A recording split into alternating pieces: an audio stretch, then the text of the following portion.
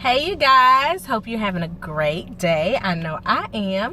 I wanted to talk to you real quick about Acts 1, and I'm calling this the blueprint for waiting your turn, okay?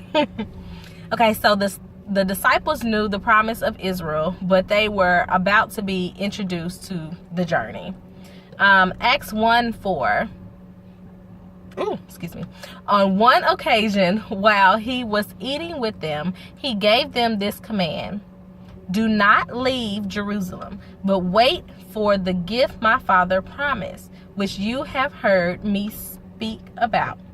When you allow God into the mundane routines, you get to hear him speak. You get to hear his instructions clearly and concisely.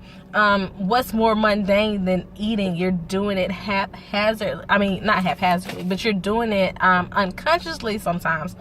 And so for God to speak in that moment, to say, hey, I know we eating, but I got something to tell you.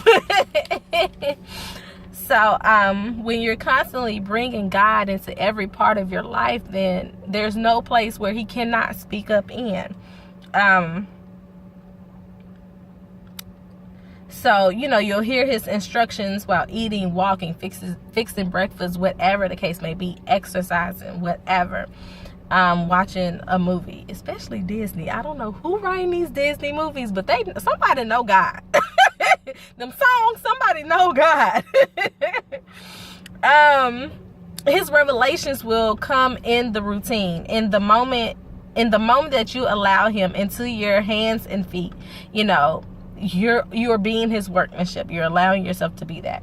So Acts 1:6. So when they met together, they asked him, Lord, are you at this time going to restore the kingdom to Israel? See, they knew the purpose and of God's they knew the purpose and they knew the end goal, right? But see, God is like, wait a minute. wait. They were very eager. They were very curious as well, which is a natural response to something great that you know is going to happen. You're going to be curious about it. Of course you are. But then God brings up the journey. He says, and he also brings up the key to the journey. He says in 7, he said to them, it is not for you to know the times or dates the Father has set by his own authority. So don't focus on what God has already set in motion. It will come in due time. He gave you the blueprint. He already said, it's not for you to know the time and the date and the exact moment that is going to happen. Just be comforted by the fact that you know that it is going to happen, because God is not a man that he shall lie.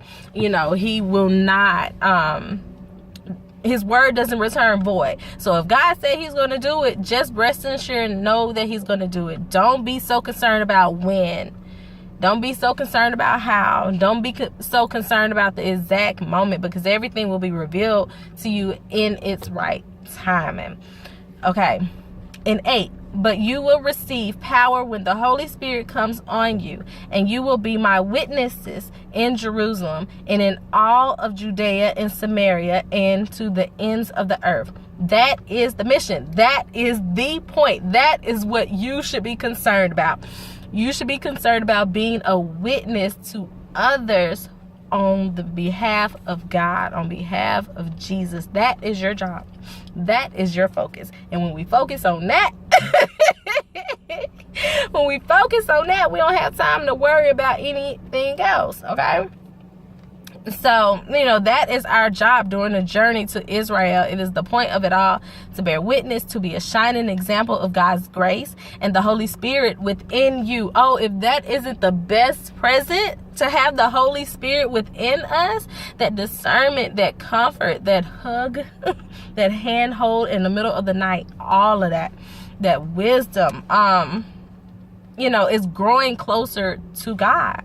Our focus is communing with the Holy Spirit and being a witness for our God, Jesus Christ, to the ends of the earth. Wherever God takes you shouldn't shake you, because you already know that there is an Israel, the physical or the spiritual Israel. It is the